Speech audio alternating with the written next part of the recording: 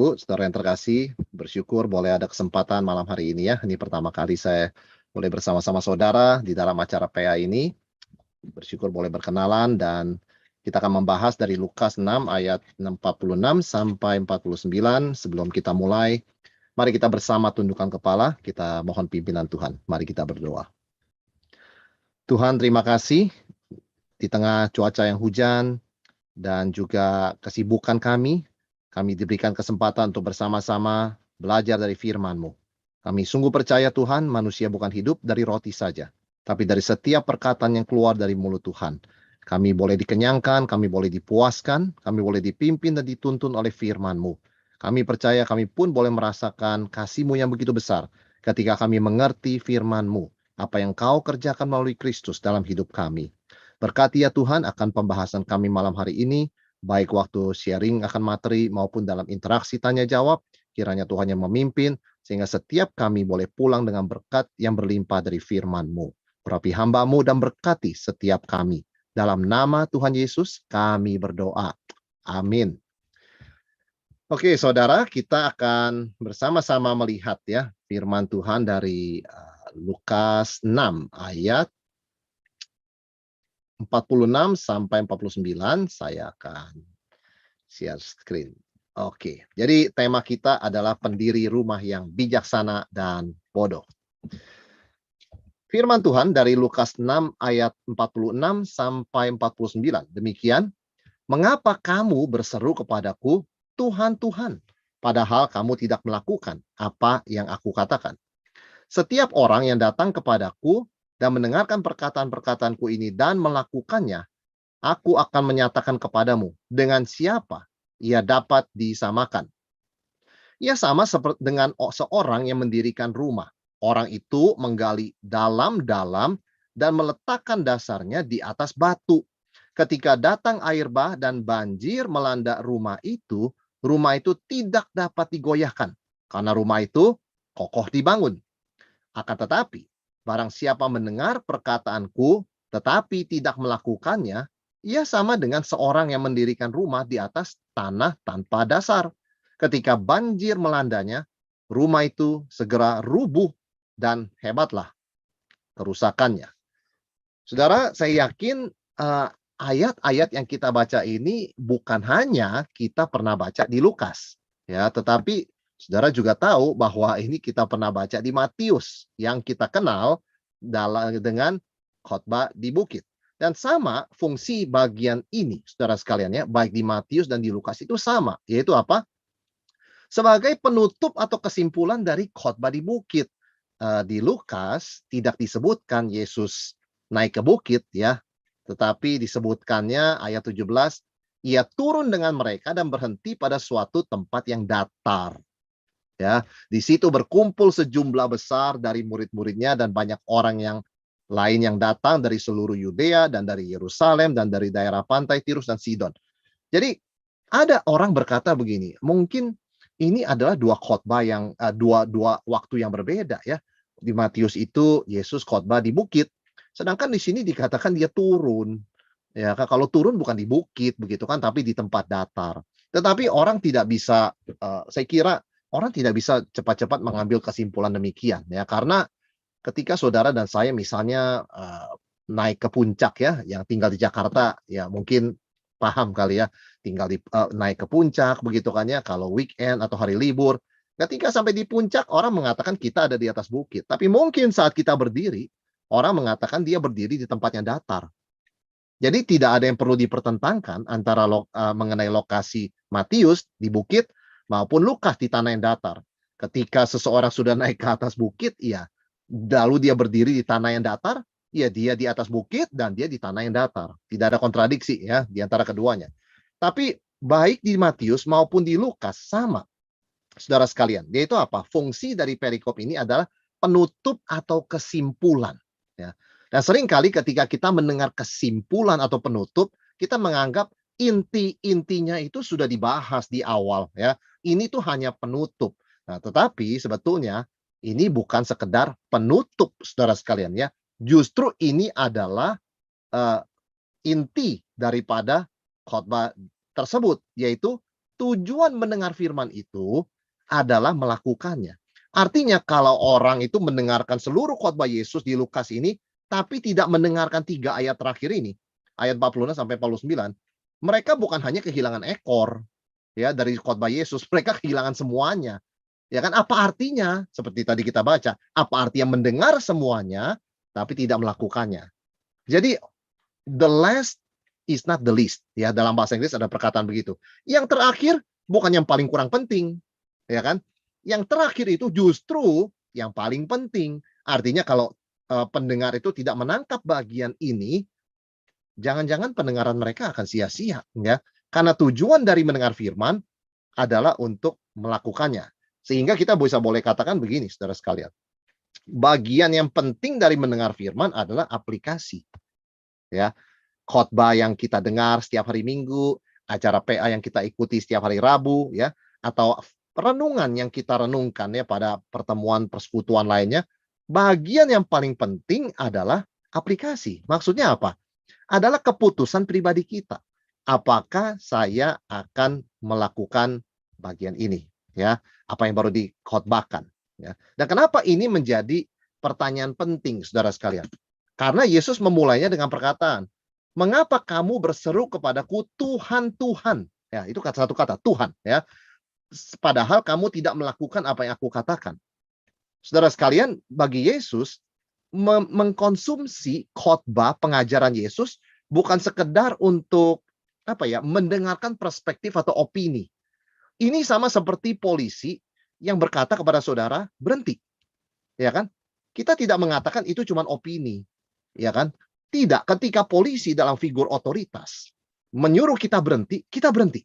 Nah, Yesus berkata, kalau menyebut saya Tuhan, ajaran saya ini bukan opini. Ajaran saya bukan perspektif yang kamu boleh terima hari ini, besok lupa ya nggak apa-apa. Nanti saya ajar lagi. Tidak. Kalau menyebut Yesus Tuhan dan kita adalah orang Kristen, berarti setiap perkataan dia lebih berotoritas daripada polisi ngomong berhenti sama kita. Yang kita langsung berhenti. Dan bagi Yesus, kalau setiap perkataannya tidak dilakukan, apa gunanya menyebut Yesus Tuhan Tuhan, ya. Jadi sekali lagi saudara sekalian, Kristus di dalam Lukas ini dia mengatakan ini masalah otoritas. Perkataanku ini perkataan Tuhan, ya. Artinya ini bukan sesuatu yang bisa ditawar-tawar, didengarkan untuk dilakukan, ya. Dan Yesus mengumpamakan begini. Orang yang mendengar firman Tuhan dan melakukannya itu seperti orang yang mendirikan bangunan, ya. Sehingga membuat kita bertanya, mengapa Yesus menggunakan gambaran bangunan, ya? Mengapa dia menggunakan contoh bangunan? Saudara, Yesus sering menggunakan contoh bangunan, bukan hanya di sini, ya, tetapi dalam ajaran-ajaran lainnya. Dia adalah tukang kayu, ya. Kita tahu bahwa Yusuf itu meninggal, ya, tidak lama setelah peristiwa kelahiran Yesus dan dia mulai bertumbuh. Memang usia 12 tahun Yesus masih bersama dengan Yusuf Maria di bait Allah, ya. Kita tahu di Lukas juga dicatat ya di kitab yang sama ini yang kita bahas. Tapi setelah itu kita tidak mendengar lagi tentang Yusuf. Nah, kemungkinan besar ya dia sudah meninggal dan meninggal tidak lama setelah Yesus masuk usia 12 tahun yang adalah usia dewasa, usia memikul tanggung jawab dalam budaya Yahudi. Dan saudara sekalian, tentu pekerjaan menafkahi keluarga, ibu dan adik-adiknya adalah menjadi tanggung jawab Yesus. Jadi tidak heran kalau dia itu banyak sekali berbicara mengenai bangunan karena itu memang profesinya sebelum dia memulai pelayanannya secara publik. Bahwa dia ini tulang punggung keluarga setelah meninggalnya Yusuf. Ya. Dan ia tahu banyak tentang membangun rumah, saudara sekalian. Ya. Dia seorang tukang kayu begitu kan. Dan saudara, di Israel, pembangun rumah itu syaratnya ketika akan membangun rumah atau ya menerima order membangun rumah adalah memperhitungkan musim hujan, ya. Kenapa, saudara sekalian? Karena kalau kering semuanya kelihatan sama. Ya, rumah yang kuat, rumah yang bagus lokasinya dengan rumah yang tidak bagus lokasinya, kalau musim kering sama saja. Ya kan? Hanya beda warna, mungkinnya beda style begitu kan ya. Tapi soal kekuatannya siapa yang tahu, begitu kan? Kalau kering semua sama, saudara sekalian. Tetapi bedanya kelihatan kapan? Bedanya kelihatan kalau hujan atau badai. Di situ baru kelihatan bedanya, ya. Jadi memang, dua macam bangunan ini ya, apa yang Yesus katakan, dua macam bangunan ini sama, dua orang Kristen ke gereja sama, dua orang Kristen mendengarkan firman Tuhan sama. Yang membedakannya apa? Hujan, ya. Kalau ekonomi lancar, pandemi tidak ada, pekerjaan lancar, sama lah ya, mirip-mirip kan, beda tipis lah. Orang tidak bisa melihat bedanya. Tetapi ketika krisis datang, pandemi datang, badai datang, di situ kelihatan warna aslinya. Saudara, ada orang mengatakan begini, kita tidak tahu ya satu teh ini warnanya apa, kecuali dicelupkan di air panas. Then you know the true color. Ya, kita tidak tahu warna teh ini apa, teh hijau, teh hitam, atau juga teh putih, begitu kan ya. Kita nggak tahu warnanya apa, bening, warnanya ini jernih, atau kental, keruh, begitu kan. Dari mana kita tahu? Dicelupkan di air panas. Jadi Yesus mengatakan hal yang sama. Krisis membuktikan esensi sebuah bangunan. Krisis membuktikan ketepatan seorang pembangun memilih lokasi. Maka saudara sekalian, untuk membangun rumah itu harus memilih lokasi. Yaitu apa? Lokasi yang memang fondasinya batu. Sehingga Yesus katakan tadi, menggali dalam-dalam sampai ketemu batu yang kuat. Ketika tidak bisa lagi dihancurkan, itu bisa menjadi fondasi yang kuat. Ya kan? Dan memang memerlukan kerja keras ya untuk bisa mendapatkan sampai kepada dasar atau fondasi tersebut. Nah, bagaimana dengan orang yang satunya yang Yesus umpamakan, yaitu orang yang mendengar firman tidak melakukannya, seperti orang yang bodoh, yaitu ya asal membangun aja begitu kan, asal ketemu fondasi. Kita mengatakan orang demikian berpikiran pendek, asal bangun ya. Fondasinya tidak dalam, atau di Matius dikatakan pasir ya. Ketika air datang ya habis pasirnya, roboh bangunannya, saudara sekalian. Ya, jadi Yesus menggunakan ilustrasi bangunan pembangun ini selain daripada profesinya sebelum dia memulai pelayanan secara publik, bahwa memang itu praktek umum di Israel. Ketika musim hujan belum datang, orang membangun, ya kan? Dan orang membangun karena kalau hujan kan nggak bisa membangun, ya kan? Bayangkan kita sedang hujan di Jakarta berapa hari ini. Semua konstruksi, saya yakin konstruksi rumah misalnya ya, itu akan berhenti. Atau pekerjaannya sangat-sangat singkat ya. Tidak bisa mengerjakan banyak hal kalau misalnya hujan. Sehingga orang membangun dalam musim kering, begitu kan? Ketika tidak ada hujan. Problemnya adalah ketika tidak ada hujan, orang membangun, banyak orang berpikiran pendek, begitu kan? Ada orang berpikiran pendek. Nggak akan datanglah hujan. Kalau datang pun nggak seberapa. Maka yang terjadi fatal ya, bangunan itu habis. Dan kalau kita lihat sebetulnya dari ilustrasi Yesus gambarkan ini, kehancuran rumah itu parah ya, dan membutuhkan waktu yang lama sekali untuk membangun. Jadi tidak melakukan firman Tuhan itu bukan perkara sepele. Ya kan, ini bukan masalah begini, mendengar itu harus, melakukan optional, tergantung kedewasaan rohani orang. Itu tidak seperti itu saudara sekalian. Karena tidak melakukan firman Tuhan mempunyai konsekuensi yang berat. Yang Yesus gambarkan seperti rumah yang roboh ditimpa badai, ditimpa hujan. Dan kerusakannya parah, begitu kan. Tidak melakukan firman Tuhan itu konsekuensinya parah. Ya kan, tidak seperti dalam banyak pikiran orang begitu kan. Nanti kan bisa, ini kan optional ya.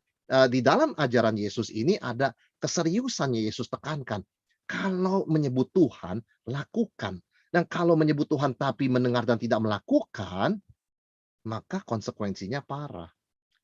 Saudara, maka Yesus berbicara banyak mengenai fondasi bangunan. Ya, jadi apa yang menjadi fokus sebuah bangunan sebetulnya?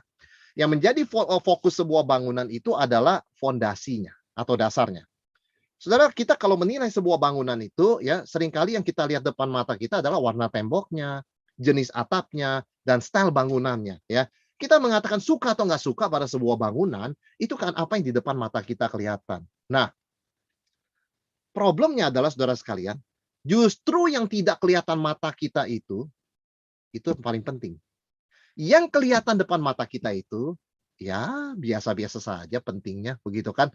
Warna tembok bisa diganti kan, jenis atap juga bisa diganti. Style bangunan, ya kalau ada uang bisa dirombak-rombak sedikit ya. Tetapi kalau fondasi harus dihancurkan semuanya kan. Nah, saudara sekalian, yang menjadi fokus sebetulnya adalah fondasinya, ya. Yang menjadi fokus adalah fondasinya. Di atas dasar mana sebetulnya dia berada, ya. Bersandar pada apa? Material apa bangunan tersebut? Pada batu karang begitu kan, atau kepada pasir. Sehingga kita mau menerjemahkan perkataan Yesus ini, perumpamaan Yesus ini tentang pembangun ke dalam kehidupan kita. Sebetulnya apa yang Yesus maksudkan dengan fondasi? Ya kan?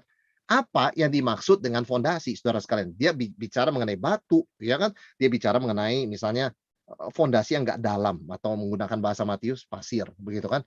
Apa itu batu dan pasir menunjuk kepada apa, saudara sekalian? Jelas adalah firman Kristus. Yesus sering diumpamakan sebagai batu karang. Ya kan? Petrus mengatakan engkaulah Mesias, anak Allah yang hidup, dan Yesus berkata, engkau adalah Petrus di atas batu karang ini. Ya kan? Aku akan mendirikan gerejaku. Maksudnya batu karang bukan Petrusnya, tetapi pengakuan Petrus bahwa Yesus adalah Mesias. Jadi Kristus itu adalah batu karang, sehingga membangun di atas batu maksudnya adalah membangun di atas Kristus dan otoritasnya. Firman Kristus, saudara sekalian. Ya. Jadi artinya apa? Menerima dan menaati firman Kristus. Ya, dan firman Kristus ini mempunyai bobot ilahi. Sebab itu bisa menjadi fondasi.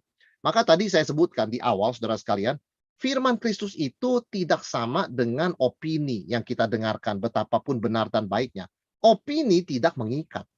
Seorang konsultan bisa berkata kepada kita, misalnya kita mau membangun sebuah bangunan ya, kita minta seorang konsultan, desainer, interior designer untuk menggambar begitu kan ruangan dalam seperti apa. Itu kan tidak mutlak. Itu adalah perspektif dia, apa yang baik, pemanfaatan ruangan dalam ukuran demikian. Tapi kan nggak mengikat. Kalau kita tidak setuju, kita bisa minta rombak atau kita bisa cari arsitek yang lain ya, desainer yang lain. Tapi tidak demikian dengan Kristus. Setiap perkataannya mempunyai satu otoritas yang berarti pertanyaan kita haruslah how do I do it ya, bagaimana aku melakukannya. Pertanyaan ini nggak perlu kita tanyakan kepada orang yang sharingkan opini kepada kita. Pertanyaan ini nggak perlu kita sharingkan kepada konsultan begitu kan. Tetapi kita harus tanya ini ketika kita mendengarkan firman Kristus. Karena dia adalah Tuhan. Maka Yesus berkata, mengapa orang menyebut aku Tuhan, Tuhan dan tidak melakukan apa yang aku katakan. Tuhan itu mengandung otoritas, ada bobot ilahi ya. Otoritas firman itu yang Yesus ajarkan datang dari otoritas dia sebagai anak Allah. Saudara sekalian, banyak orang mendengar anggap ini biasa saja. Oh, atau bahkan berdecak kagum ya. Ini guru hebat begitu kan. Saudara sekalian, ini manusia biasa saja. Sama seperti kita mendengar seorang pembicara yang hebat gitu. Wah, hebat sekali begitu kan. Tapi apa yang dia bicarakan, kita belum tentu lakukan. Kristus berkata, jangan mendengar firman seperti itu. Karena setiap yang Yesus katakan adalah ada bobot ilahi, ada otoritas, dan mendorong kita bertanya, bagaimana saya harus melakukannya. Ya. Jadi ketika Kristus mengajarkan tentang mengasihi, begitu kan ya, mengasihi musuh, oke, ajaran Kristen bagus ya. Luar biasa ajaran Kristen itu kasih, sampai musuh pun dikasihi. Nah, kita harus bertanya, siapakah musuhku sekarang? Bagaimana aku bisa melakukan firman Tuhan ini? Nah, itu, saudara sekalian, ya. Jadi nggak bisa kita hanya menjadi pengamat di dalam mendengar firman Tuhan ini, kita harus mengaplikasikan karena ada otoritas. Setiap yang mendengar itu membangun. Dan kalau tidak dilakukan, itu seperti membangun di atas dasar yang rapuh. Ya kan? Sebaliknya yang mendengar dan melakukannya, itu seperti membangun di atas batu. Ya. Jadi yang boleh kita katakan dari seluruh pengajaran Yesus di Lukas 6 ini apa, saudara sekalian? Semua orang itu membangun. Saudara dan saya, baik yang melakukan firman, maupun yang cuma mendengar, tidak melakukan, kita tuh sedang membangun tanpa sadar. Ya, semua orang di dunia ini sedang membangun. Like or dislike, kita semua adalah builders, ya, pembangun, saudara sekalian. Sehingga pertanyaan yang harus kita tanya kepada diri kita adalah, saya membangun di fondasi mana? Ya kan? Di mana saya membangun? Paulus juga mengatakan setiap orang membangun. Di 1 Korintus 3. Cuman materialnya apa? Ada yang emas perak, ya kan? Logam, besi begitu ya. Ada yang kertas, jerami, ya kan? Bedanya apa? Ketika api datang, Yesus tidak menggunakan api di sini, dia gunakan air. Batu ya yang tahan air atau bukan? Saudara, mengapa ini sangat penting bicara soal fondasi ini? Karena ada satu kepastian Yesus katakan dalam Lukas 6 ini, hujan pasti datang. Oke. Kenapa ada orang yang bisa membangun di atas pasir? Karena dia berdelusi berpikir nggak mungkin hujan datang. Di sini Yesus menggaransi hujan pasti datang. Membangunnya waktu nggak ada hujan. Tapi percayalah, hujan pasti datang. Dan kita semua mau bangunan yang kita susah payah bangun itu tetap survive, berdiri teguh setelah hujan lewat. Ya kan? Jadi musim hujan dalam kehidupan seseorang adalah dalam kehidupan manusia adalah sebuah keniscayaan, absolute certainty. Sebuah kepastian yang sangat-sangat pasti, absolut, tidak bisa dibantah. Hidup kita ada dua musim, saudara sekalian ya. Musim kemarau dan musim hujan. Orang berkata, seperti apa sih Pak hidup musim kemarau? Contoh ya, contoh saja saudara sekalian ya. Ini contoh umum. Masa muda itu musim kemarau. Betul saudara sekalian? Orang bisa belajar rajin, bisa belajar malas. Begitu kan? Orang bisa mengambil jurusan apapun yang dia suka, dan kalau dia nggak suka, dia nggak selesaikan. Kemudian dia bisa ganti jurusan, atau bahkan tidak berkuliah lagi. Dan pada masa muda, tidak kelihatan bedanya. Sama-sama masih sehat, ya. Sama-sama masih terima dari mencari kerja, begitu ya. Di mana mengambil keputusan, tidak kelihatan akibatnya. Masih memilih-milih siapa jadi jodohnya, begitu kan. Masih memilih-milih di mana dia akan bekerja, begitu kan. Tetapi saudara sekalian, ketika masa itu lewat dan datang badai atau musim hujan, kelihatan fondasinya. Aduh, selama ini salah keputusannya ya. Keliru begitu ya. Yesus berkata, membangun dengan benar di musim kemarau. Ketika musim hujan datang, nggak ada yang bisa membangun. Saudara sekalian, maka justru kita mesti mengingat Tuhan di masa lancar, bukan melupakannya. Karena ketika masa tidak lancar datang, kita ready untuk melewati dan menang dan survive atas masa-masa itu, saudara sekalian. Maka ada satu perkataan hikmat dari Pengkhotbah 12 ayat 1 yang mengatakan begini, ingatlah akan penciptamu pada masa mudamu. Ya, itu masa muda ya. Sebelum tiba hari-hari yang malang dan mendekat tahun-tahun yang kau katakan tidak ada kesenangan bagiku di dalamnya.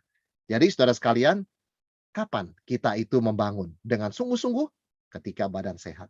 Ya, kapan kita membangun dengan sungguh-sungguh? Ketika pekerjaan kita lancar. Loh, Pak, artinya kalau sudah tidak lancar dan badan tidak sehat tidak bangun. Oh, tidak begitu. Artinya khususnya kita ketika merasa lancar dan kita merasa kelihatannya kita nggak memerlukan Tuhan, justru kita sangat perlu akan Tuhan. Saya pernah berbicara dengan seorang agen asuransi kesehatan ya. Eh, saya waktu itu lebih muda berapa ya, 10 apa 15 tahun. Dia berbicara, kamu mesti beli asuransi kesehatan ini. Ini. Saya berkata begini kepada dia, kenapa saya mesti beli? Saya masih muda dan saya sehat. Di situ dia berkata, justru kamu mesti beli ketika kamu muda dan sehat. Kamu kira ada asuransi mau memberikan kepada kamu ketika kamu sudah sakit? Wah, saya diam. Benar juga. Ya, memang pada waktu itu ya saya membeli ya dari agen tersebut. Tapi saya pikir-pikir, memang dia di situ untuk menjual asuransi kepada saya. Tapi apa yang dia katakan benar. Kalau saya sudah sakit nunggu 20 tahun, sudah kurang sehat, lalu saya mencari dia, "Tolong dong saya mau masuk, mau beli asuransi kesehatan." Wah, sulit. Kalaupun ada yang menerima, harganya sangat mahal. Jadi saya teringat akan perkataan dia itu, saudara sekalian ya, dan saya pikir, orang itu mesti mencari Tuhan. Justru ketika dia rasa dia nggak perlu Tuhan. Ketika dia badannya sehat, ketika usianya muda, ketika semuanya lancar, ketika anak istrinya itu baik-baik semua, karir, pendidikan mereka baik, justru mesti mencari Tuhan, mengingat Tuhan. Karena badai pasti datang. Musim hujan pasti datang. Ya. Kita hidup dalam dunia. Dan dalam kehidupan manusia ada dua musim. Musim kemarau dan musim hujan. Saudara, dari pengkhotbah yang sama juga dikatakan ya. Ini kembali kepada kaum muda begitu kan. Bersukarialah hai pemuda dalam kemudaanmu. Ya. Biarlah hatimu bersuka pada masa mudamu dan turutilah keinginan hatimu. Ini sarkasme ya saudara sekalian, bukan perintah ya. Dan pandangan matamu. Tetapi ketahuilah bahwa karena segala hal ini, Allah akan membawa engkau ke pengadilan. Jadi ini bukan satu perintah, oh anak muda silakan kejar keinginanmu, bukan. Tapi ini satu sindiran, begitu kan. Bahwa gampang sekali bagi manusia, nggak cuma anak muda, tapi kita, saudara sekalian, ketika situasi kita lancar, kita itu merasa, kenapa sih perlu Tuhan?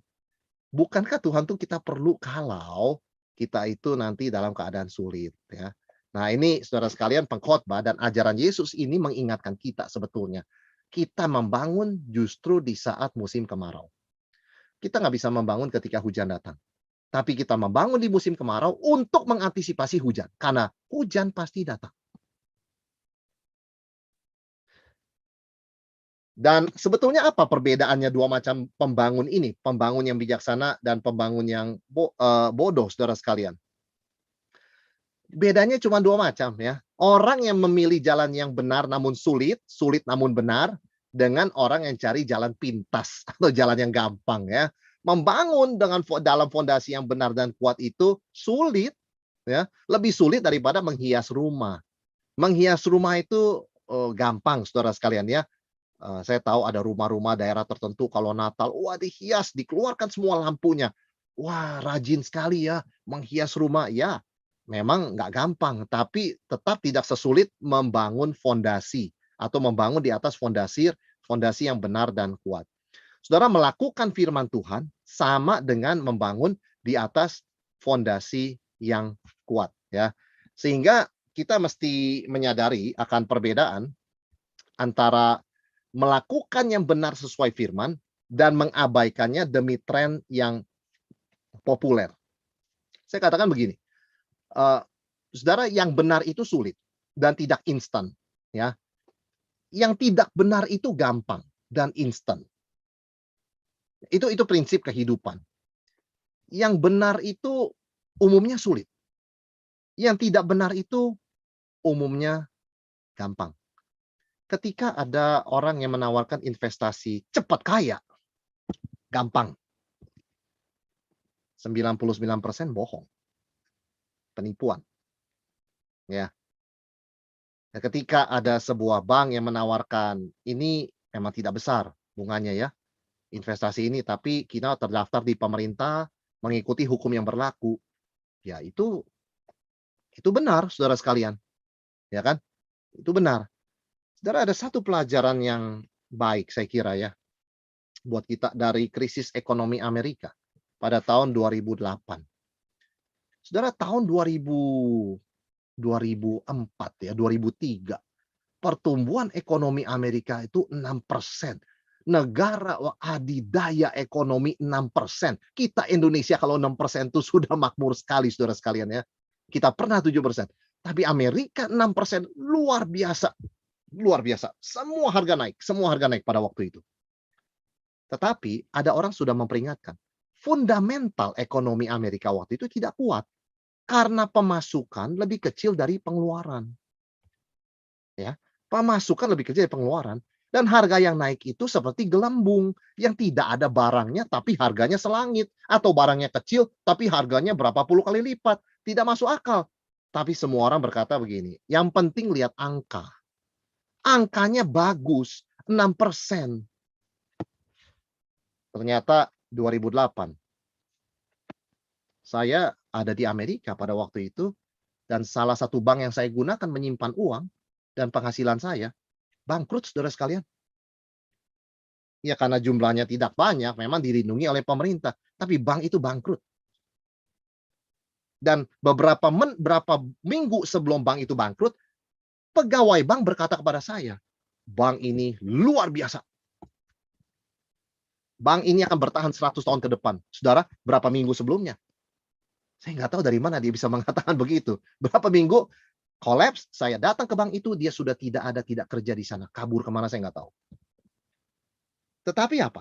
Fondasi itu memang nggak kelihatan. Yang kelihatan angka. Tapi ketika badai datang 2008, nggak cuma Amerika, seluruh dunia kena.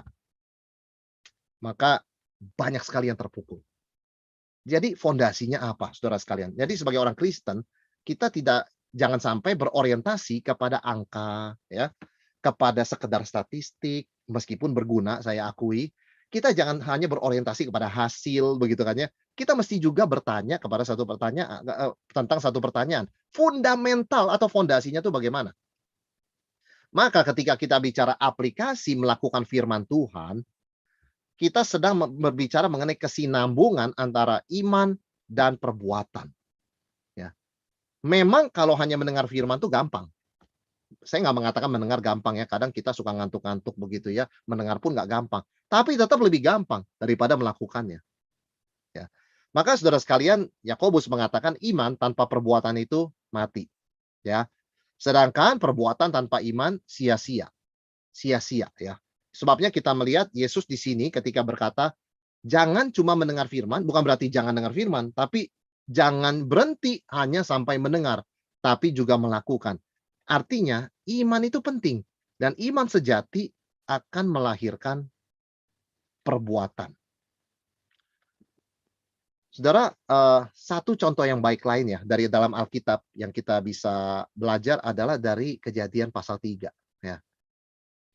Ini bagian yang klasik ya, seringkali kita ceritakan dalam cerita sekolah minggu, kita juga baca. Firman Tuhan mengatakan begini, adapun ular ialah binatang yang paling cerdik dari segala binatang yang di darat yang dijadikan Tuhan Allah. Ular itu berkata kepada perempuan itu, tentulah Allah berfirman, semua pohon dalam taman ini jangan kamu makan buahnya, bukan? Lalu saut perempuan itu kepada ular itu, buah pohon-pohonan dalam taman ini boleh kami makan.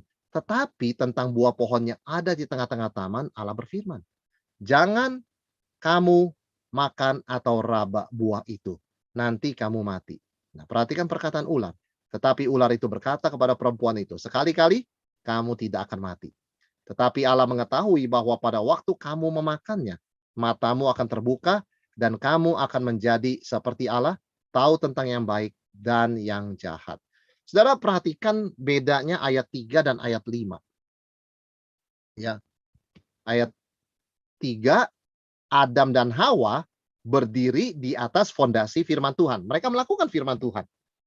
Tuhan berkata, tentang buah pohon yang di tengah taman itu, jangan kamu makan ataupun raba buah itu. Nanti kamu mati. Ya, meskipun Tuhan tidak mengatakan jangan raba begitu kan, tapi Hawa menarik implikasi kalau makan aja nggak boleh, buat apa diraba begitu kan.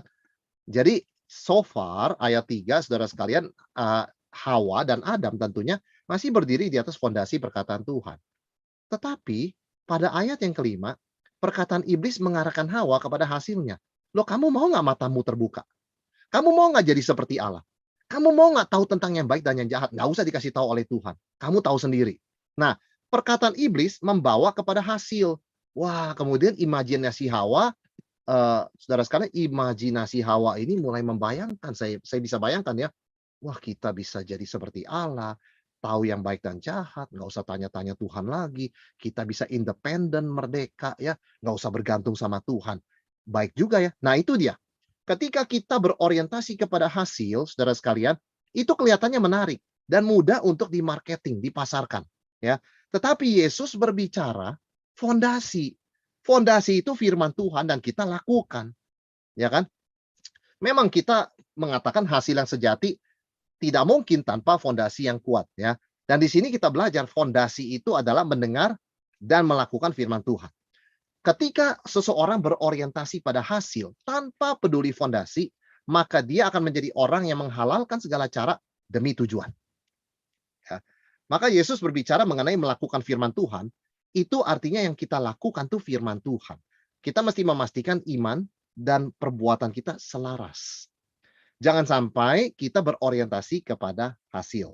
Saudara, kita tahu ada ajaran-ajaran yang mengatakan kalau ikut Tuhan Yesus, ya, tidak akan ada badai, tidak akan ada masalah, tidak ada musim hujan. Ya, itu kan kontradiksi dengan perkataan Yesus.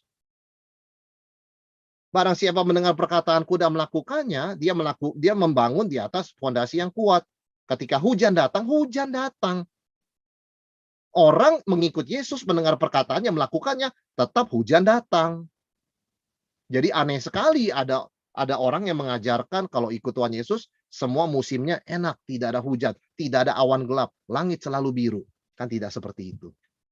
Itu sebabnya kita harus kembali kepada fondasi perkataan Tuhan dan kita melakukannya berdasarkan fondasi ini. Ya, kita tidak berorientasi kepada hasil, begitu kan?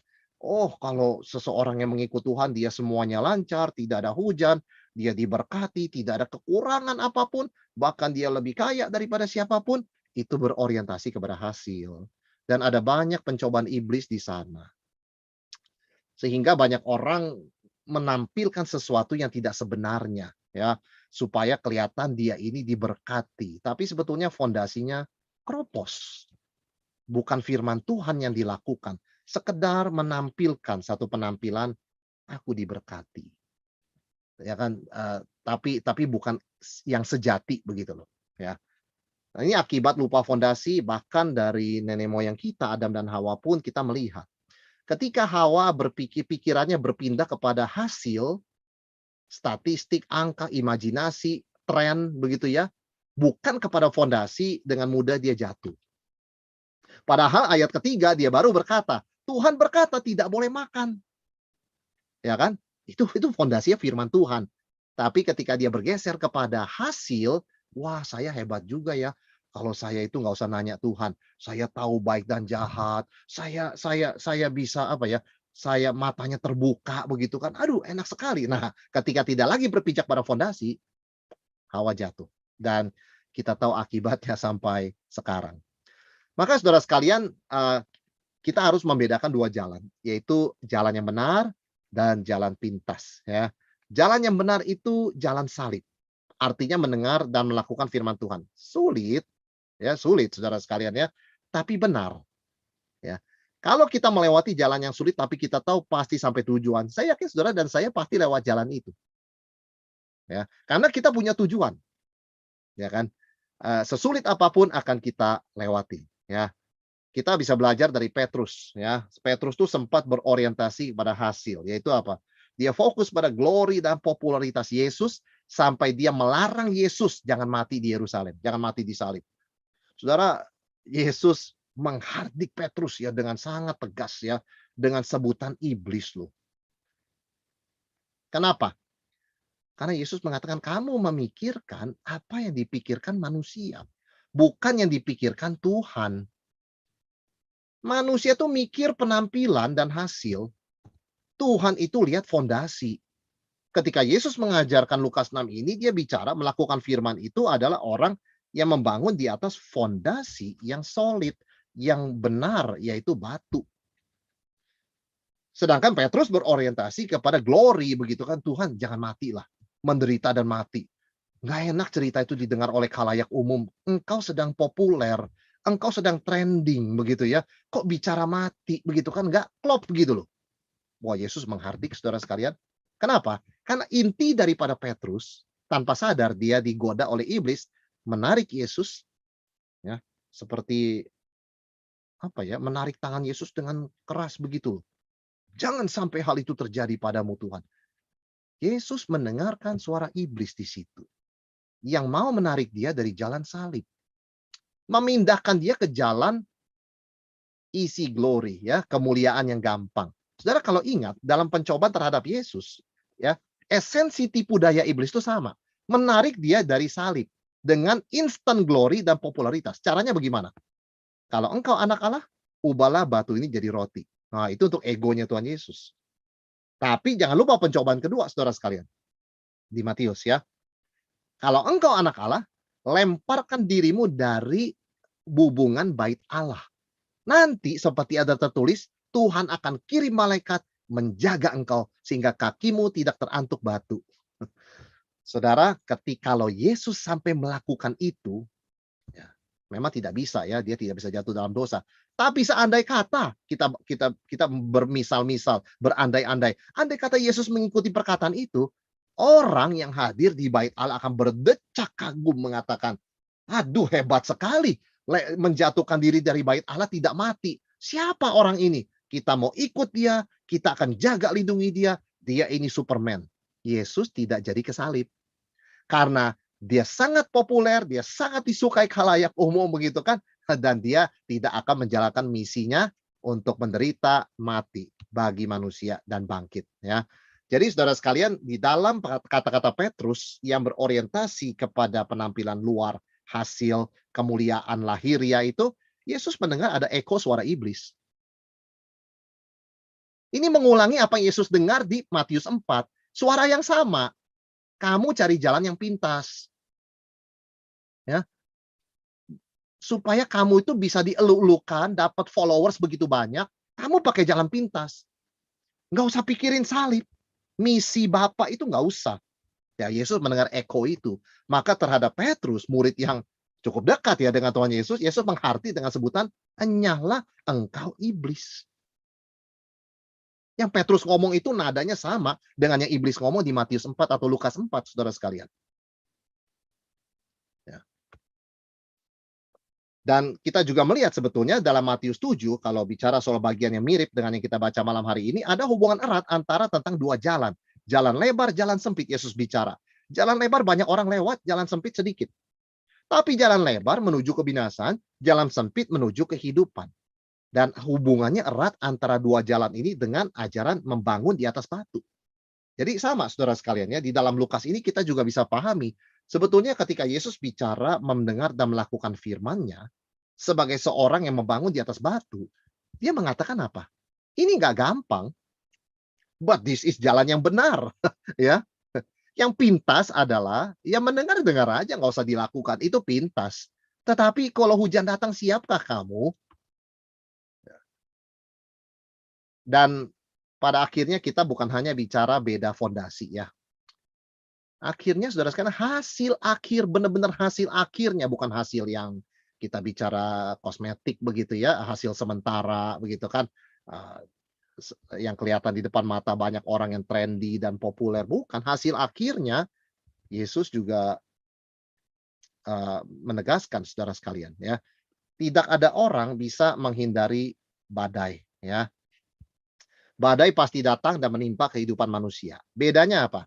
Orang bijaksana realistis. Dia realistis, badai pasti datang, maka dia membuat persiapan. Dia memilih fondasi yang tepat, lokasi yang tepat, membangun bangunannya di sana. Sedangkan orang bodoh menyangkali realita badai. Akibatnya nggak persiapan, asal bangun saja. Enggak lah, jangan bicara-bicara inilah kedatangan Yesus kedua kali. Mana 2000 tahun nggak datang-datang kok. Jangan nakut-nakutin orang. Ini soal perubahan zaman. Saudara, sebagai orang percaya yang bijaksana, kita mengantisipasi, kita nggak mengharapkan. Ya, kita bukannya nyamperin badai, tapi kita realistis tentang badai. Sehebat-hebatnya kita menghindari badai, ada situasi di mana tidak terhindarkan. Dan karena itu kita melakukan persiapan yang benar. Karena kita pandangannya tentang badai kehidupan ini, tentang hujan, tentang musim hujan ini realistis. Jadi orang bijaksana membuat persiapan dan karena itu dia membangun di atas batu dan mengantisipasi badai ya. Sedangkan orang yang bodoh, pembangun yang bodoh mencari yang gampang dan cepat dan tidak mengantisipasi badai. Dan bahkan dia mengatakan bahwa orang yang memilih-milih fondasi itu terlalu berlebihan ya di dalam kehidupan ini, ya kan? Demikian pula ketika ada orang Kristen yang sungguh-sungguh mau melakukan firman, mungkin orang-orang yang tidak mau melakukan firman pun berkata, "Ah, kamu terlalu fanatik begitu ya. Kamu tuh terlalu alkitabiah ya. Kamu itu terlalu rohani. Kita ini masih hidup dalam dunia begitu kan ya. Jangan terlalu serius dah." Nah, saudara sekalian, banyak orang punya sikap seperti itu, ya kan? Tetapi kita juga tahu orang Kristen yang dewasa tahu bahwa masalah kehidupan tidak terhindarkan. Ambil contoh, di dalam masa pandemi ini kan kita banyak sekali ya ibadah online begitu kan, ibadah online. Nah, saudara sekalian, ada satu keluarga saya tahu begitu kan ya, selama ibadah fisik mereka tidak rutin ya, tidak rutin saudara sekalian. Jadi kadang mereka telat, kadang lupa bangun, nggak ibadah begitu kan ya. Lalu kadang nggak datang sama sekali dan sebagainya. Datanglah pandemi, semua ibadah dilakukan online. Lalu ditanya, apa yang terjadi dengan keluarganya dan anak-anaknya? Padahal kan lebih gampang online kan, tinggal nyalain TV. Ternyata anaknya lebih tidak mau beribadah. Lalu berkata pada orang tuanya, "Saya ibadah di HP saya aja." Kan sama, papa mama di TV, saya di HP, begitu kan. Ada yang mengatakan, "Nanti saya nontonnya jam 5 sore. Saya banyak tugas ini, ya, mau ketemu teman, saya nontonnya jam 5 sore." Saudara nonton nggak nonton juga nggak tahu, kemungkinan nggak nonton. Artinya apa? Selama masa lancar, satu keluarga ini, ya, belum membangun kebiasaan ibadah yang sehat dan solid sebagai family, sebagai keluarga. Sehingga ketika badai pandemi datang dan semuanya dialihkan online, berantakan ibadah keluarganya. Tidak terlambat membenahi lagi, saya katakan kepada keluarga tersebut, ayo dimulai lagi dari awal, tidak apa-apa. Tetapi sadarilah, badai bisa datang. Sebab itu ketika masih ada waktu, masih ada kesempatan, do the right thing. Lakukan yang benar, ya kan? Memang kita kalau disuruh manusia itu pada umumnya, saya, saudara juga mirip-mirip lah ya. Kalau ada dua pilihan, ya kita pilih yang gampang lah kecenderungan kita, begitu ya. Tetapi kita juga tahu, saudara sekalian, bahwa pada akhirnya kita harus melakukan the hard work. Keluarga tadi pada akhirnya apa? Mulai lagi dari awal, bicara lagi dengan anak-anak, mengaku dosa selama ini papa mama memang tidak disiplin ya, maafkan nak. Akhirnya you have to do the hard work. Kenapa kita tidak lakukan kerjaan yang berat itu di awal? Sehingga beban kita jauh lebih ringan ketika hujan itu datang.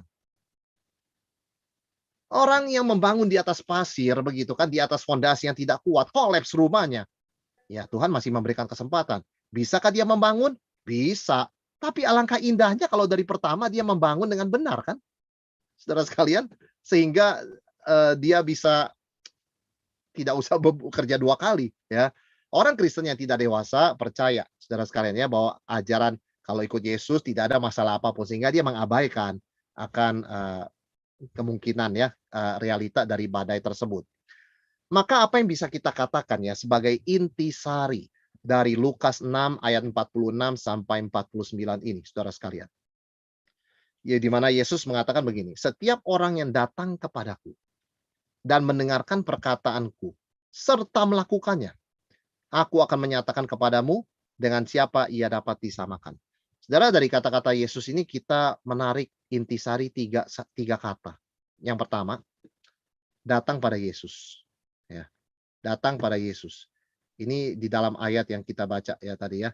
Datang kepadaku. Jadi, saudara sekalian, datang kepada Yesus ini mengingatkan kita perlunya persekutuan kita secara pribadi dengan Tuhan, bukan hanya secara individu, tapi juga secara keluarga. Ya, jadi kita bicara pentingnya persekutuan gereja, baik itu online seperti sekarang maupun onsite. Ya, kalau Tuhan berkenan, pandemi juga boleh berakhir ya di Indonesia dan seluruh dunia, kita kembali onsite begitu kan. Jadi intinya jangan menjauhkan diri dari pertemuan ibadah. Yesus berkata, setiap orang yang datang kepadaku. Jadi penting sekali ya. Jadi kalau ada orang berpikir, ya saya mau mendengarkan firman Tuhan, melakukannya, tapi saya nggak mau ke gereja. Bukan itu yang Yesus maksudkan di sini. Ada 3 hal yang disebutkan di sini. Yang pertama, datang. Ya kan? Datang kepada Yesus di sini tentunya juga melibatkan persekutuan di gereja, saudara sekalian. Ya. Jadi kita bicara konteks mendengar firman, melakukannya itu di dalam konteks mendengar firman juga bersama-sama. Ya. Saudara, yang kedua adalah mendengar. Ya, mendengar. Kita membedakan dua kata dalam bahasa Inggris ya, listening dan hearing. Saudara pernah naik pesawat ya. Sebelum pesawat berangkat, pramugari itu selalu ya memberitahu caranya bagaimana mengencangkan seat belt begitu kan. Kalau terjadi apa-apa, pintu keluar emergency yang mana, lalu oksigen ya, apa tuh oxygen mask begitu ya. Oksigen yang untuk pernapasan itu dari mana ngambilnya. Saya yakin kita sering sekali mendengar itu sampai kita tidak lagi listening. Sama seperti kita mendengar iklan berulang-ulang begitu kan. Ya kita hearing sebutnya saudara sekalian ya. Nah untuk mendengar firman Tuhan jangan sampai cuman hearing. Hanya karena kita dengerin tema yang sama, khotbah yang mirip-mirip, istilah yang sama, ujung-ujungnya mengasihi dan taat begitu kan. Jangan sampai kita mendengar firman Tuhan seperti mendengar iklan yang berulang-ulang. Ah, ini lagi sudah sering dengar. Itu menjadi hearing. Kalau hearing itu artinya tidak pay attention, tidak memperhatikan. Kita harus mendengar firman Tuhan dan kita bisa mendengar firman Tuhan seperti mendengar sharing teman kita. Ya kita nggak mungkin ketika teman kita curhat, kita berkata, ini lagi." Kan enggak ya, kita tentu memberikan perhatian, membaca bahasa tubuhnya, menangkap emosinya, mendengarkan keluh kesahnya, memperhatikan pemilihan katanya, begitu kan, dan sebagainya. Kita sungguh-sungguh mendengar dengan keseluruhan diri kita, ya. Jadi listening di sini bersifat aktif, saudara sekalian ya. Termasuk juga kita listening dengan bicara kepada Tuhan sebagai interaksi dengan firman yang kita dengar. Saudara perhatikan kalau ada 2 orang ngobrol, yang satu sedang curhat begitu, pasti yang satu mendengar dengan baik ya. Ada kata-kata seperti ini, "Benar." Ya, menganggukkan kepala, "Iya iya, saya mengerti." Pasti ada responnya, karena dia mendengar dengan aktif. Tapi kalau kita mendengar iklan, kalau kita mendengar pramugari sedang memperlihatkan bagaimana cara memakai seat belt, kita mendengar dengan pasif. Mendengar pasif itu masuk ke telinga kiri, keluar telinga kanan. Ya, itu mendengar dengan pasif. Sama seperti beginilah ya. Ada suami berkata, "Aduh, istri saya suka marah-marah. Saya kalau dia marah-marah, masuk telinga kiri, keluar telinga kanan." Begitu kan? Artinya tidak sungguh-sungguh mendengar tuh, ya kan? Keluh kesah istrinya, ya kan? Seharusnya dia mengajak istrinya, "Ma, daripada marah-marah coba ngobrol baik-baik ya. Saya sungguh mau mendengarkan." Pasti istrinya nggak marah lagi. Ya kan saudara sekalian? Semua orang membutuhkan listening. Nah, kita terhadap firman Tuhan mau belajar listening. Artinya waktu mendengar firman Tuhan tanya, "Tuhan, Bapak pengkhotbah, Bapak pendeta bicara ini, buat saya apa yang Tuhan mau saya lakukan?" Misalnya pendeta berkhotbah tentang mengasihi musuh. Tuhan, siapa musuh saya? Oke, saya nggak ada musuh sekarang ini. Siapa yang saya tahu di sekitar saya ada musuh? Yang saya doakan. Kita berinteraksi dengan firman secara aktif dengan tujuan melakukannya. Nggak cuma mendengarkan, ya kan? Dan tentunya, saudara sekalian, yang ketiga, Yesus berkata, mendengarkan perkataanku serta melakukannya, ya. Jadi doing, ya, melakukan, ya. Dan kita, saudara sekalian, bisa mengingat dan mengerti firman lebih dalam ketika kita melakukannya. Nah, ini penting. Saya selalu ingat satu contoh ini, saudara sekalian, ya. Ada seorang putri sering sekali marah sama mamanya. Putri ini ya, dari remaja sampai besar. "Oh, pokoknya saya anak papa. No, saya nggak mau dekat sama mama." Begitu kan. "Mama itu aneh perkataannya, ketinggalan zaman."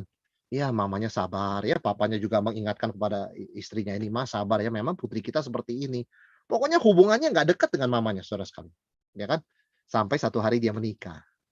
Dia menikah, kemudian, dia melahirkan anak. Aduh, sulit. Sulit loh melahirkan anak begitu ya. Membesarkan anak, aduh lebih sulit lagi.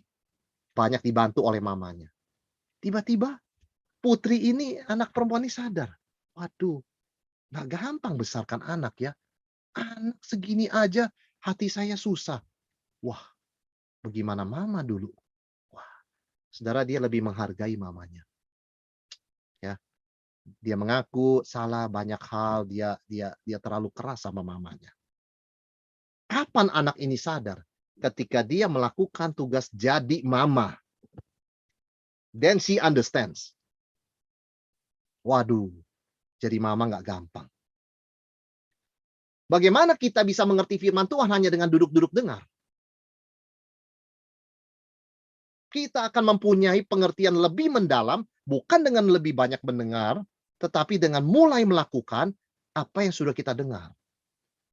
Sehingga ketika kita kembali mendengar khotbah itu, kalau kita lakukan, lebih meresap loh saudara sekalian. Kalau saya sudah mengampuni musuh saya, dengan tulus ya di hadapan Tuhan.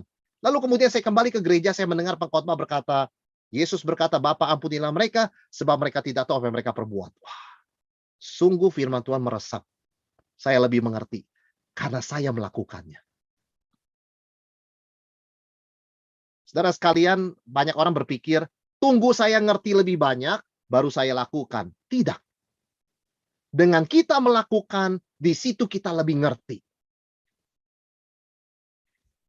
Ya, melakukan dilanjutkan dengan terus melakukan, sehingga lebih ingat dan mengerti.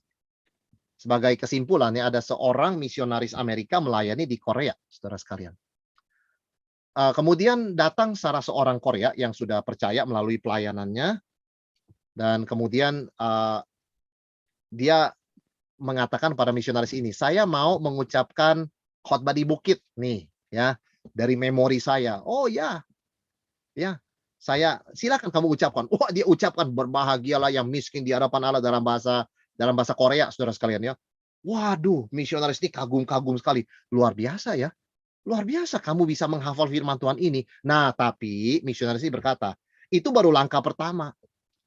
Langkah selanjutnya adalah bukan cuma menghafal, kamu harus melakukan. Tahu nggak apa kata orang Korea ini? Pak, saya mau ngomong begini ya. Saya bisa hafal begini karena saya sudah melakukannya. Saudara sekalian, ini ya, kita seringkali berpikir sekedar satu arah begitu ya, dari mendengar dan melakukan. Mendengar, mengerti, melakukan. Arah berikutnya juga, arah sebaliknya juga benar. Dengan kita melakukan, kita lebih mengerti, dan kita lebih mau mendengar. Waktu mendengar itu lebih meresap. Nah ini, ya. Jadi disinilah kedalaman firman Tuhan, dan Yesus mau saudara dan saya mempunyai kehidupan yang akarnya dalam dan bisa kuat, ya. Badai hujan datang, kita tetap berdiri teguh dalam iman, ya kan? Kita nggak mencari badai. Ya, kita nggak sengaja menyamperin badai, tapi kita mengantisipasi. Musim hujan, musim badai bisa datang, dan kita percaya firman Tuhan akan memampukan kita berdiri teguh. Tuhan tidak pernah meninggalkan kita. Apalagi mereka yang bukan hanya mendengar, tetapi melakukan firman Tuhan. Ya. Oke, saudara sekalian, saya akan berhenti sampai di sini. Selanjutnya saya serahkan kembali ya kepada Pak Boy ya untuk memandu sesi berikutnya. Baik, terima kasih Pak Wilson atas paparannya. Sungguh menarik ya Bapak Ibu. Bapak Ibu, kita akan memasuki sesi tanya jawab. Kami persilahkan kepada Bapak Ibu yang baik yang di Zoom ini maupun yang di YouTube. Apabila ada Bapak Ibu yang hendak mengajukan pertanyaan, kami persilahkan Bapak Ibu.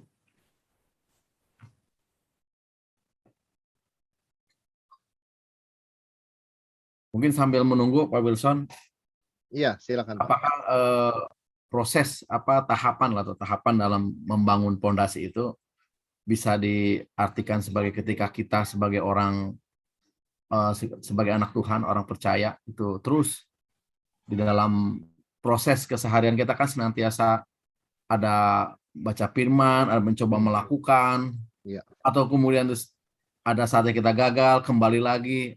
Apakah kita akan terus seolah-olah di tahap itu terus, Pak? Di tahap membangun pondasi terus? Iya, sebetulnya memang ketika kita bicara kehidupan kita di dunia ini, pasti melewati momen jatuh bangun, ya. Cuman memang sekalipun kalau kita bertumbuh, kita tidak akan jatuh di tempat yang sama berkali-kali. Dalam pengertian begini, bisa nggak seseorang sudah salah, kemudian diampuni, dia bertumbuh, jatuh di kesalahan yang sama? Bisa sekali. Akan tetapi, kita tidak akan jatuh yang dengan cara yang sama, begitu loh. Dan bagaimana kita bisa memastikan ya bahwa kita ini membangun di atas fondasi yang benar, melakukan firman Tuhan, mulai dari hal yang kecil, ya Pak Boy ya. Jadi, apa sih yang paling kecil itu? Oke, kita disiplin baca firman. Kita disiplin mengingat firman. Kita disiplin berdoa. Itu saja yang paling bisa kita lakukan paling awal, begitu kan? Dari situ kita bisa belajar. Kok ada hari-hari saya malas baca firman ya? Kok ada hari-hari saya merasa berdoa itu kok nggak masuk begitu ya? Nah, di situ kita mulai kan memeriksa diri di hadapan Tuhan. Wah, apa yang salah nih? Oh, ada pengaruh ini, ada pengaruh itu, ada omongan ini, pikiran itu. Nah, di situ kita mulai mendapatkan satu miniatur peperangan rohani. Sebelum nanti kita mengambil keputusan yang besar-besar. Melakukan firman Tuhan yang lebih, saya bukan mengatakan lebih besar, tapi melakukan firman Tuhan yang lebih challenging. Seperti misalnya kan mengampuni musuh, ya kan? berani berdiri teguh dan jujur di tengah godaan ya untuk tidak jujur. Jadi kita mulai melakukan firman dari hal yang sangat sederhana dalam hidup kita sehari-hari. Ya, saya tidak boleh menghabiskan sekian lama ya di internet ya sampai mengabaikan pekerjaan saya. Nah, itu coba kita lakukan itu dulu misalnya ya. Kemudian saya tidak boleh sampai mengabaikan ya keluarga saya di tengah kesibukan pekerjaan saya. Saya harus usahakan setiap hari itu harus ada telepon. Entah ada alasan atau nggak ada alasan, saya mesti menyapa mereka. Nah, itu komitmen misalnya. Kalau itu nggak misalnya tidak terjadi, aduh saya gagal nih. Kenapa ya? Apakah saya sedang memaafkan diri? Ya kan? Apa memang terlalu sibuk gitu kan? Di situ kita mulai mendapatkan gambarannya Pak Boy. Sebetulnya di mana kita jatuh bangunnya gitu. Dan apa yang harus kita lakukan untuk supaya kita progres, lebih maju, sehingga nanti ketika datang ya situasi hujan di mana kita ditantang melakukan sesuatu yang lebih sulit dari sekedar menelpon keluarga kita, baca Alkitab dan berdoa yang juga sebenarnya tidak mudah ya. Kita sudah mendapatkan gambaran, oh seperti ini. Sama sebetulnya polanya, begitu loh. Jadi memang kita bergumul terus Pak Boy dalam kehidupan ini dengan jatuh bangunnya kerohanian kita. Tetapi kita percaya kalau kita maju, kita progres, kita nggak akan jatuh persis sama. Nggak mungkin persis 100% sama. Kita pasti belajar sesuatu dari kejatuhan kita. Dan kalau kita jatuh lagi, kita belajar something else gitu loh ya, belajar sesuatu yang lain. Jadi sebenarnya kita semakin bertumbuh selama kita berpijak di atas firman Tuhan. Jadi nggak ada kejatuhan yang sia-sia. Kita selalu belajar sesuatu dari situ dan nggak pernah ada alasan nggak bangkit. Ya. Baik Pak Wilson. Terima kasih penjelasannya. Baik Pak. Pak Wilson di chat sudah ada yang bertanya. Saya bacakan aja Pak ya. Iya. Dari Ibu Patricia. Pertanyaannya, bagaimana tips membangun pondasi pada anak remaja tanpa membangkitkan amarah di dalam hati sang anak apabila anak tersebut susah diatur? Baik, pertanyaan dari Ibu Patricia ya. Saya mencoba sesuatu dengan pengalaman anak saya. Ada masa-masa anak saya sulit sekali diajak baca Alkitab ya oleh istri saya, juga oleh kami ya. Sulit sekali ya, selalu ada alasan. Dan sebetulnya kami juga berpikir kalau kita paksa terus, dia nanti jadi bagaimana ya? Kalau cara kita memaksa itu nanti dia jadi anti nggak ya? Ada sempat pertanyaan begitu ya di dalam pikiran kita sebagai orang tua. Tapi saya pikir ya, saya dengan istri rembukan, kita coba pendekatan beda. Hindari pemberian perintah. Baca Alkitab ya. Kamu mesti baca. Kita hindari itu. Kita coba bercakap-cakap, dari situ baru mengajak dia. Mengajak statusnya. Bukan memberikan perintah. Saya coba itu, saudara sekalian. Lumayan. Lumayan, ada hasilnya. Saya menemukan anak remaja sekarang nggak senang diberi perintah. Kebanyakan ya. Saya jujur juga sih, saya bilang sama istri saya, kamu kalau juga perintah-perintah saya nggak senang loh di telinga saya, kedengarannya nggak enak begitu kan. Kamu juga kalau saya perintah-perintah kan pasti dengarnya nggak enak. Wah, kalau begitu anak kita juga sama ya.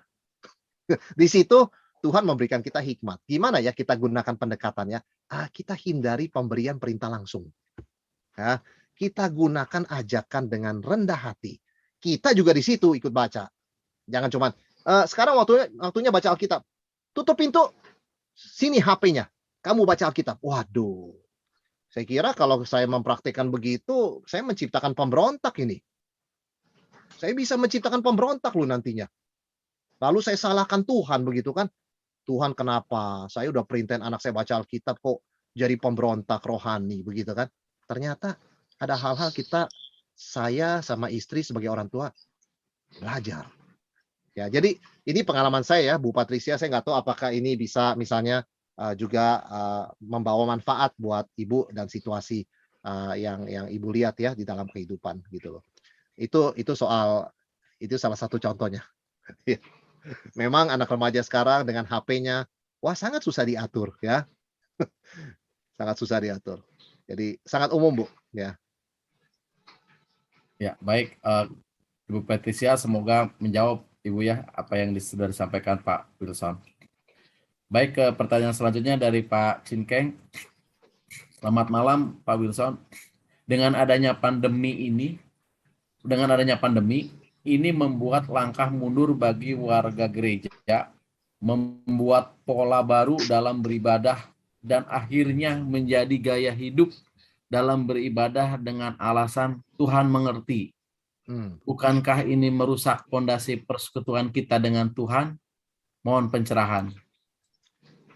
Iya Pak, tidak dapat disangkali bahwa pandemi ini memberikan alasan yang sangat kuat untuk orang-orang yang memang malas beribadah untuk tidak beribadah. Ya, saya tidak menyangkali itu. Memang banyak orang berkata ini satu kesempatan kita bisa menggunakan platform online, wadah online untuk menjangkau mereka yang tidak ke gereja. Itu benar. Tetapi sama benarnya juga bahwa ada orang-orang yang memang malas ke gereja sekarang jadi lebih malas dengan adanya pandemi ini begitu kan, dengan adanya ibadah online ya. Tetapi memang konsep pelayanan kita gereja di masa pandemi ini ya, Pak Cinkeng, adalah untuk menyelamatkan atau apa ya, memanfaatkan sebisa kita apapun yang kita bisa lakukan. Kita nggak bisa mengontrol pada akhirnya memang orang-orang yang malas akan lebih malas. Orang-orang yang tidak serius tentang Tuhan, mereka punya satu alasan untuk tidak serius ya. Tetapi saya kira ini adalah waktu pengujian ya Pak ya. Siapa yang memang tetap disiplin, siapa yang sungguh-sungguh, dia yang akan menerima berkat dari Tuhan. Karena siapa yang melakukan firman Tuhan, Yesus pun mengatakan dia akan diberkati. Ya, jadi memang pada akhirnya saya melihat pandemi ini apakah punya efek kepada persekutuan orang Kristen? Ya, ya, tetapi sebetulnya ini adalah pengujian bagi kita bagaimana kita tetap berdiri teguh di atas prinsip yang kita selama ini praktekkan sebelum pandemi, ya. Dan kita belajar menyadari begini, pada akhirnya masalah iman kita adalah antara kita dan Tuhan. Saya nggak bisa tergantung sama teman saya. Saya pengen beribadah dengan dia, saya ingin ajak dia Zoom. Ya, saya ingin sekali ke gereja sama dia. Tapi kalau dia punya 1001 alasan, saya nggak mesti ikut dia. Jadi iman itu menjadi hal yang sangat personal antara saya dengan Tuhan. Betul-betul komitmen saya, kejujuran saya sama Tuhan. Meskipun saya rindu ada teman bisa mengingatkan saya, ada teman yang bisa saya ingatkan, seperti dulu sebelum pandemi, kita bisa bertukar pikiran secara fisik begitu ya di gereja, kita bisa makan bersama. Saya rindu masa seperti itu, tapi saya tidak mau bergantung kepada itu. Itu komitmen kita, Pak, yang kita bisa lakukan untuk melewati masa pandemi ini, masa-masa online, service ini tanpa kehilangan pegangan kita sebetulnya. Ya. Semoga ini bisa membantu ya menjawab pergumulan pertanyaan dari Pak Cinkeng ya. Ya, baik, Pak Wilson, terima kasih. Selanjutnya Pak Wilson ada pertanyaan dari Ibu Eli. Dari ini pertanyaan masih menyambung pertanyaan dari Ibu Patricia yang mengenai bagaimana menerapkan pondasi pada anak. Tapi yang Bu Eli tanyakan bagaimana jika si anak tidak tinggal dengan kita dan tetapi kita masih bisa membimbing si anak tersebut. Ya, memang ini situasi yang lebih sulit karena anak tidak tinggal dengan kita. Tapi tetap saya melihat ada peluang. Peluangnya begini. Saudara sekalian, saya perhatikan ya. Kalau saya memasak makanan, istri saya memasak makanan buat anak, ya anak saya makan dia, ya kan? Makan juga dengan ucapan syukur. Tapi ada momennya juga ya. Cuman saya ingat begini, mereka tuh nggak selalu ngomong terima kasih. Kalau dimasakin begitu kan. Tapi kalau dibelikan makanan kesukaan mereka, itu nggak ada yang nyuruh ngomong terima kasih, mereka ngomong terima kasih loh. Mereka makan, tengah-tengah makan, wah thank you ya, Ma, Pa. Loh, ya kan, biasanya nggak thank you. Kenapa? Ini makanan kesukaan mereka. Coba saya aplikasikan begini, kalau anaknya tidak tinggal bersama dengan orang tuanya, mungkin karena sudah dewasa, coba kita cari apa yang dia suka. Kita coba bangun jembatan, ya. Tentu kita nggak akan berikan kepada dia perintah, nasihat, suruhan, wejangan. Kita coba bangun jembatan. Dengan apa? Dengan apa yang dia paling suka. Contohnya, makanan. Contohnya, barang. Begitu kan ya. Sesuatu yang membuat apa yang kita lakukan itu unforgettable. Nggak bisa dilupakan.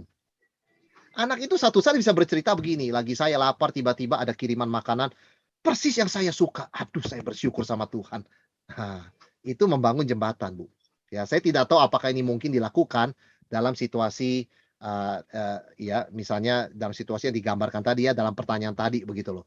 Tetapi saya menemukan bahwa membangun jembatan dengan generasi muda itu eee, tidak mustahil. Meskipun kita tidak menguasai gadget seperti mereka, kita nggak tahu K-pop seperti mereka, kita nggak tahu tren terakhir. Tapi kita bisa mencoba berapa cara. Satu hal yang saya lakukan, memang anak tinggal dengan saya ya, tetapi salah satu yang saya lakukan, saya selalu coba cari berita tentang K-pop misalnya ya, lalu saya tanya anak saya, "Kok saya baca berita ya di sosial media, si Anu ini sedang sakit ya di Prancis." "Loh kok kamu tahu?" Anaknya tanya sama saya kan, "Kok papa tahu?" "Loh saya baca berita, yang kamu baca papa juga baca." Oh, di situ mulai ada jembatan percakapan. Dia mulai anggap saya ada, begitu loh. Dia mulai anggap saya connect, begitu kan. Nah, itu saya nggak tahu ya, apakah bisa dilakukan di dalam semua situasi keluarga ya. Kalau saya memang senang mengikuti apa yang anak ikuti. Meskipun saya nggak ngerti ya, kelihatannya lucu-lucu, nggak ngerti apa-apa begitu kan ya, anak juga ketawa-tawa sama saya. Bagi saya yang penting, dia tidak di luar jangkauan saya. Saya masih bisa menjangkau dia. Nah itu yang saya bisa berikan, sharing-kan ya Bu Eli ya. Semoga ini bisa membantu. Ya, baik. Semoga menjawab jawaban dari Pak Wilson ya, Bu Eli. Baik Bapak Ibu, kami persilakan kembali apabila Bapak Ibu ada yang masih bertanya. Kita mengharapkan Bapak Ibu menggunakan kesempatan ini apabila ada yang Bapak Ibu belum jelas dimengerti atau ada yang mungkin ingin di-make sure-kan, silakan Bapak Ibu apa yang Bapak Ibu tangkap hari ini biar lebih mantap nantinya pemahamannya. Iya Pak, selamat malam. Malam Bu. Ini pondasi apa lagi yang harus dipakai? Kalau kita sudah berbuat baik sama teman atau tetangga, namun dia menusuk dari dalam Pak. Tapi baik juga, tapi perbuatannya menusuk di dalam, bagaimana ya, menyakitkan gitu. Iya Tapi Bu. baik gitu. Kita Iya. udah kasih dia, udah menurut kasih Tuhan gitu, baik sama dia gitu.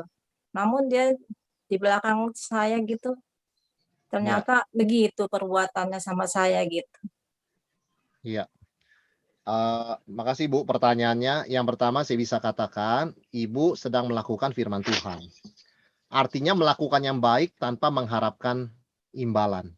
Bahkan bukan hanya nggak ada imbalan, Ibu mendapatkan perlakuan yang sebaliknya ya, yang tidak sepantasnya dari apa yang Ibu lakukan. Jadi ya Ibu sedang dibawa oleh Tuhan ke dalam suatu pelaksanaan firman yang utuh. Mengasihi tanpa mengharapkan balasan. Bahkan ya disakiti. Jadi Ibu berada di dalam jalur seperti yang Tuhan Yesus lewati karena dia mengalami hal yang sama. Yang kedua, tentunya pengalaman menyakitkan itu bukan berarti kita tidak belajar dari situ. Ketika kita tahu bahwa perbuatan baik kita menyebabkan dia berbuat seperti itu dan itu adalah sesuatu yang bersalah di mata Tuhan, maka kita harus bijaksana. Kita jangan mengulangi lagi perbuatan baik kita itu kalau memang menimbulkan reaksi dia bersalah kepada Tuhan. Ambil contoh, ketika saya membantu, ini misalnya aja ya, saya membantu seseorang anak muda. Kemudian anak muda ini menggunakan uang yang saya berikan itu untuk membeli sesuatu yang ilegal. Melawan hukum. Akankah saya berikan uang lagi kepada dia? Tidak. Karena dengan saya memberikan uang, saya menolong dia berdosa. Karena saya tahu dia gunakan uang itu untuk apa. Demikian juga kembali kepada situasi Ibu, ya kan? Apa yang Ibu bisa lakukan untuk mengasihi dia? Apakah dengan melakukan perbuatan yang sama? Karena melakukan hal yang seperti itu, dia membalasnya demikian. Maka kita mesti minta hikmat Tuhan. Tuhan, apa yang bisa saya lakukan bagi dia tanpa menyebabkan dia berbuat yang salah?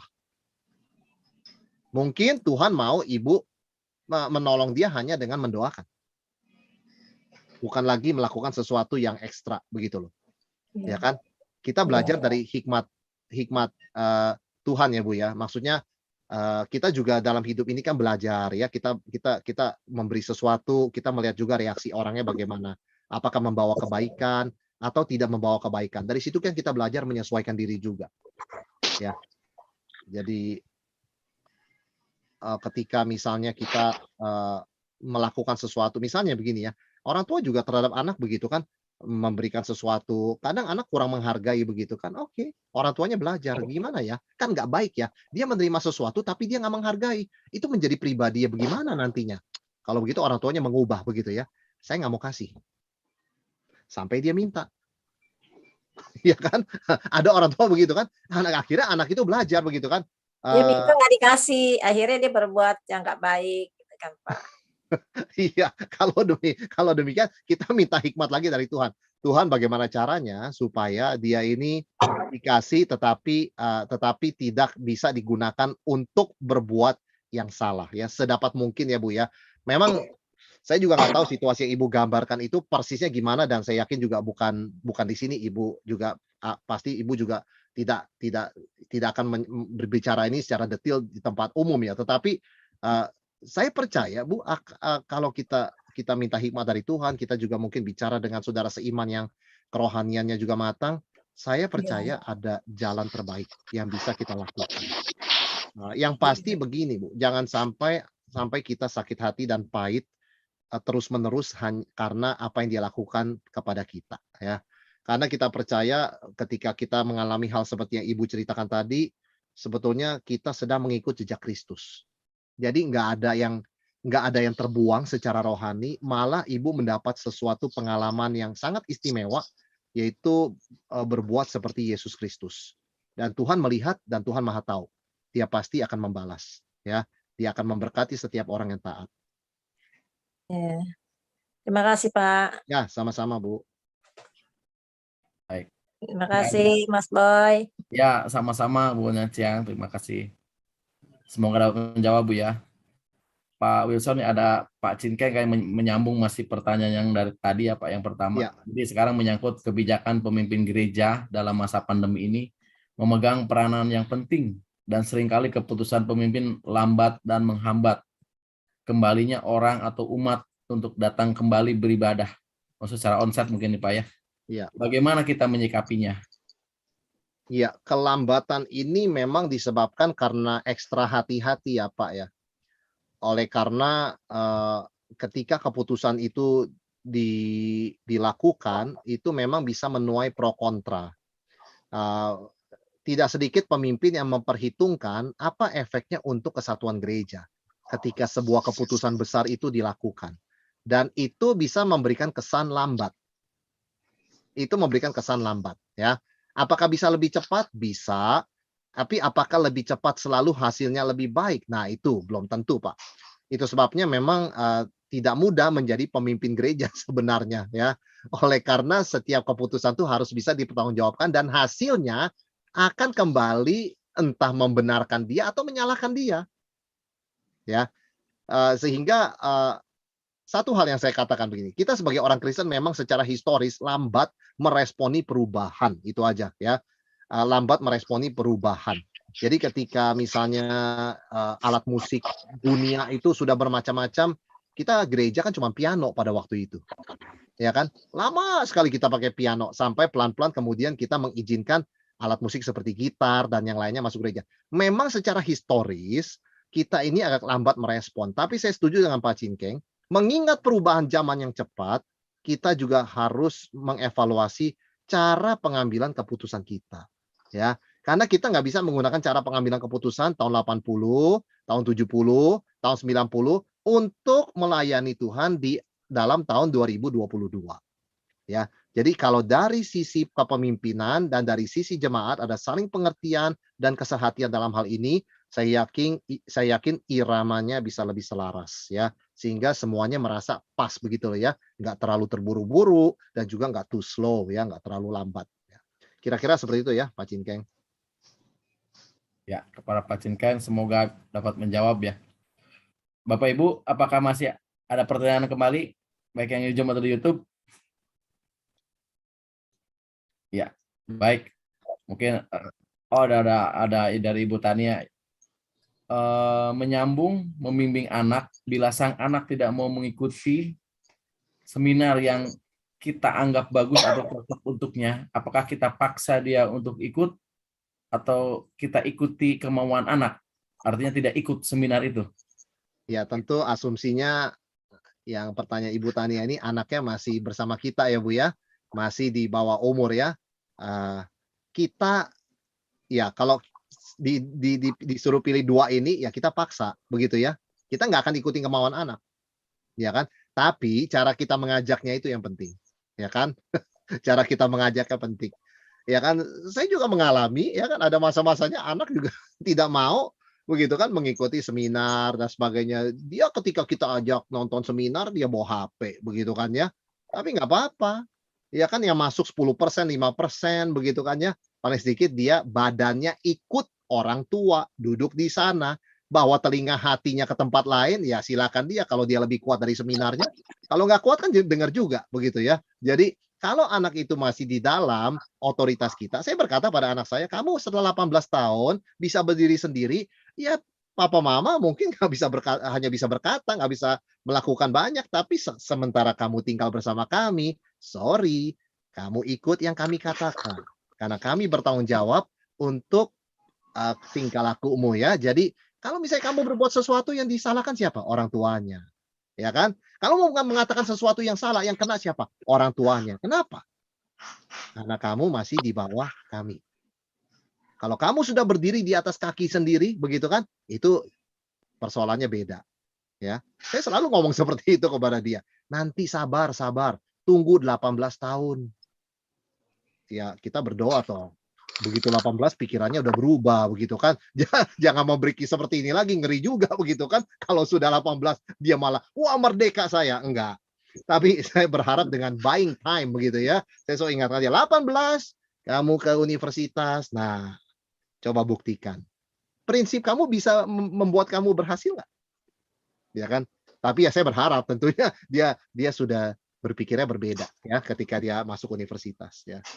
Kira-kira seperti itu ya Bu Tania ya. Jadi dipaksa tapi dengan cara yang pas buat dia. Dan kalau dia tidak mendengar ya nggak apa-apa. Pokoknya badannya ada di sana. Volumenya dikencengin ya. Jadi nggak bisa nggak dengar begitu kan. Dinaikkan volumenya selama batas pendengaran yang wajar. Jadi nggak mungkin dia miss lah begitu kan. atau misalnya kalau dia tidak mau di ruangan yang sama, dia di kamar tidur, pintu dibuka, ya dari ruang tamu dikencengin kan kedengeran. Suka nggak suka, tapi nggak boleh pakai AirPods ya. Nggak boleh pakai ini. Wah, kalau ini nggak kedengeran sama sekali. Ya kan? Nah, itu repot. Mesti dipastikan itunya saja. Ya, baik. Kepada Ibu Tania semoga menjawab ya.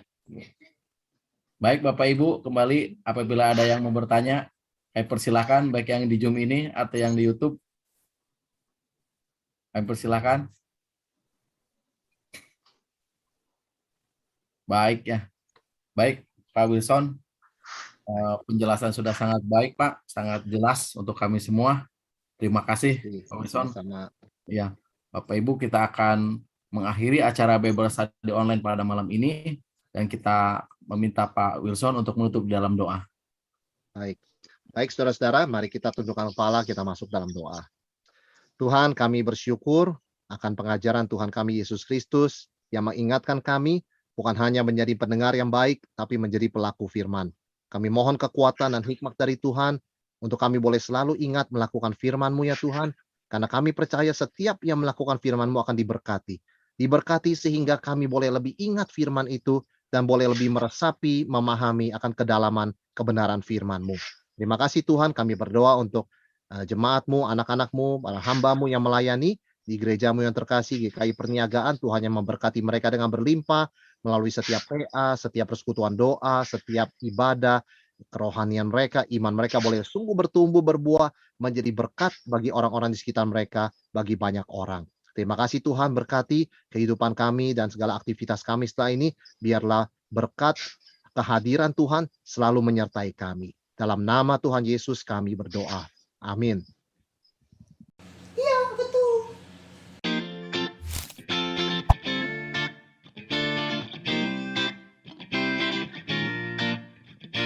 STTRI dikenal sebagai seminari Injili dengan kualitas akademik yang bermutu karena pengajar-pengajar yang berkualitas.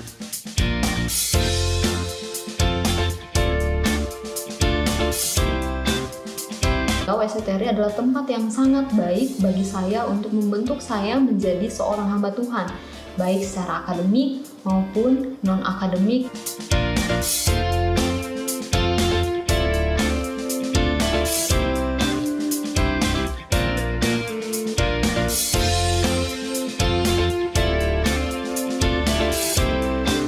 Dalam menjalani proses pembentukan di STTRI, saya diberikan ruang untuk mengeksplorasi berbagai potensi dan kemampuan diri yang Tuhan percayakan dalam hidup saya, seperti berpikir kritis, hidup disiplin, dan melayani Tuhan dengan ketulusan hati. Di samping itu, melalui wadah kehidupan di asrama, juga praktik pelayanan, saya didorong untuk mengekspresikan iman saya secara otentik dalam kehidupan sehari-hari dan pelayanan.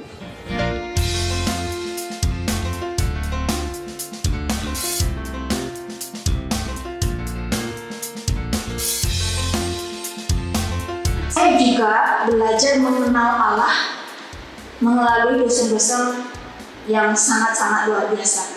Ya, bukan hanya saja mereka membimbing saya secara akademik, tetapi saya juga belajar dari kehidupan mereka ketika mereka berinteraksi dengan saya dan juga melalui pelayanan mereka yang luar biasa.